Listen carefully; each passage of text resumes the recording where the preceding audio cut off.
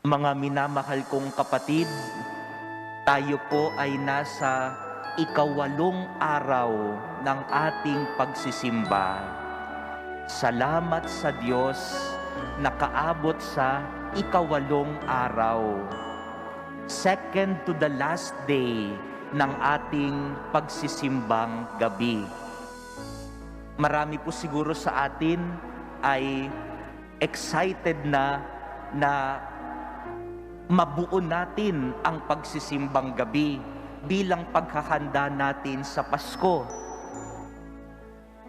Marami sa atin ay nagpapapicture pa, binibilang natin ang araw sa ating mga daliri. Patunay na kumpleto natin ang simbang gabi. At marami siguro din sa atin ay excited matanggap din ano kaya ang biyayang inilaan ng Diyos para sa akin.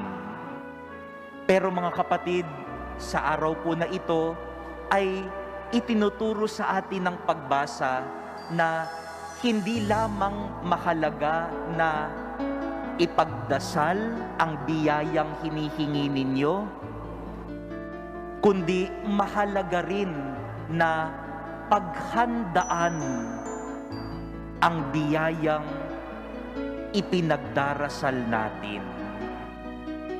Hinihingi mo nga ang biyaya, mayroon kang hinihinging biyaya, pero ang tanong sa atin ng mga pagbasa ngayon, pinaghandaan mo bang tanggapin ang biyaya na iyan?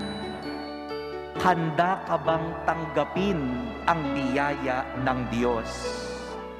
Sapagkat ang biyaya ay hindi lamang ipinagdarasal, ito dapat ay pinaghahandaan natin. Mga kapatid, kapag ang biyaya ay hindi natin pinaghandaan, baka hindi natin alam gamitin kapag dumating ang biyaya.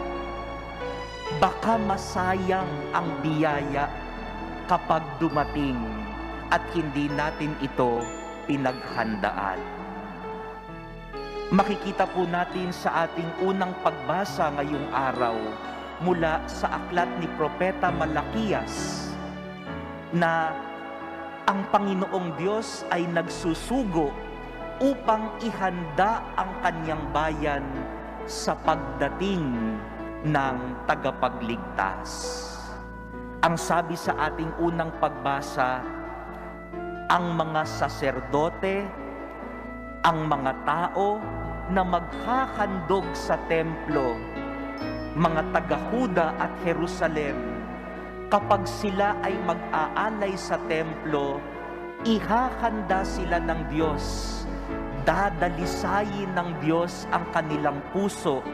Nang sa gayon, kapag sila ay nag-alay sa templo, ay magiging handa, dalisay at malinis ang kanilang hain sa Diyos.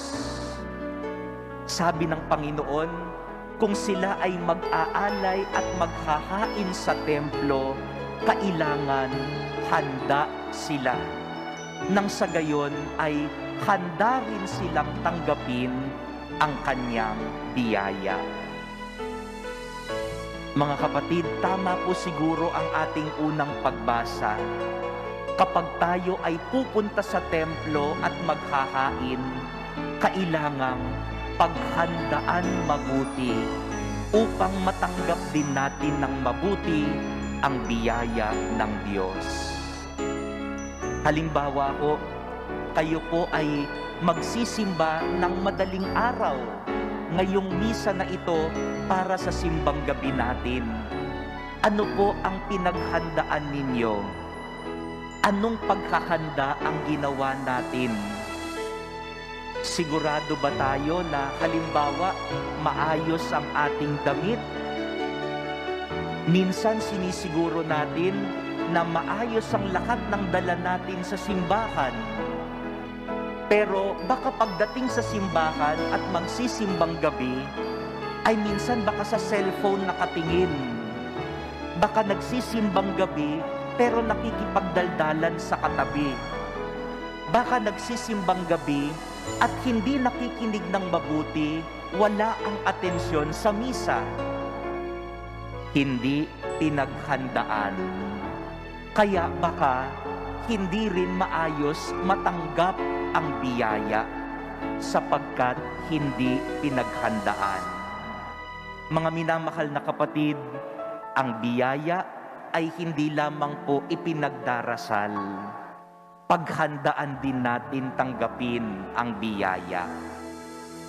Sa ating ebanghelyo naman po ngayong umaga na ito, ay narinig naman natin kung paanong si Zacarias na ama ni San Juan Bautista ay sa umpisa hindi rin handa tanggapin ang biyaya ng anak, kaya natahimik. Hindi siya nakapagsalita sapagkat hindi niya naunawaan agad bakit nga ba sila binigyan ng anak sa kanilang katandaan. Subalit nang nakita na niya ang sanggol at naalala niya ang mensahe ng anghel na Juan ang ipapangalan sa kanyang anak, nakapagsalita na siya sapagkat naunawaan na niya para saan at binigyan siya ng biyaya ng anak. Ano ang plano ng Diyos? Ano ang misyon ng Diyos para sa kanya at sa kanyang anak na si Juan Bautista? Kaya nakapagsalita ng muli si Zacarias sapagkat napaghandaan na at naintindihan na niya ang ibig sabihin ng biyaya. Mga minamahal na kapatid, sa umagang ito ay tandaan natin, kapag ikaw ay hihingi ng biyaya sa Diyos, paghandaan mo na rin ang pagdating ng biyaya na yan. Sapagkat kapag ang biyaya ay ipinagdarasal at pinaghahandaan natin, tunay ngang darating itong biyaya sa buhay natin. Pero kapag ang biyaya ay hindi pinaghandaan, nako, masasayang ang biyaya. Kapag hindi mo pinaghandaan ang pagdating ng biyaya, baka hindi natin alam paano gamitin ang biyaya na iyan. Nito pong mga nakaraang araw ay nakikita natin yung mga nangyayari sa Visayas, sa Mindanao area at kahit sa Palawan, kung paanong nasalanta ng bagyo at nangangailangan sila ng basic commodities, mga drinking water, malinis na tubig para inumin, pagkain, kuryente. Pero nakakalungkot kasi may mga taong biniyayaan ng Diyos. Mayroon silang stocks. Mayroon silang binebenta. Kaya lang, binebenta ng mahal. Doble ang presyo. Mayroon nga silang biyaya, pero hindi nila alam paano gamitin ang biyaya. Pinagsamantalahan pa yung mga nangangailangan. Kaya hindi nagiging biyaya yan. Bago tayo humingi ng biyaya, siguraduhin muna, handa ka bang tanggapin ang biyaya na yan? Baka humihingi ka ngayon ng boyfriend o girlfriend sa Diyos. Marunong ka bang magmahal? Baka abusuhin mo lang yung hinihingi mo na boyfriend o girlfriend. Kailangang handa ka sa biyaya na hinihingi mo. Baka humihingi ka ng asawa sa Diyos. Handa ka na bang maging asawa? Baka hingi tayo ng hingi, no? Hingi ng hingi, pero hindi ka naman handa, masasayang ang biyaya. Baka humihingi ka ng asawa pero hindi ka naman handa. Sayang ang biyaya. Humihingi ka siguro sa Diyos ng anak. Siguraduhin mo rin, handa ka ng maging magulang. Kapag humingi ka ng biyaya, dapat handa ka rin sa darating na biyaya. Next year po ay elections. Ang eleksyon ay biyaya ng Diyos. Kapag tayo ay pipili ng ating pinuno, biyaya yan ng Diyos. Pero kapag ang biyaya ng eleksyon ay hindi natin pinaghandaan, nako, sayang naman ang biyaya ng eleksyon. Kaya kinakailangang pagdasalan mo rin, sino ba ang pipiliin ko? Ipagdasal. Pag-isipan din at paghandaan, magsaliksik, tingnan ang track record. Tama kaya itong iboboto ko para sa bayan?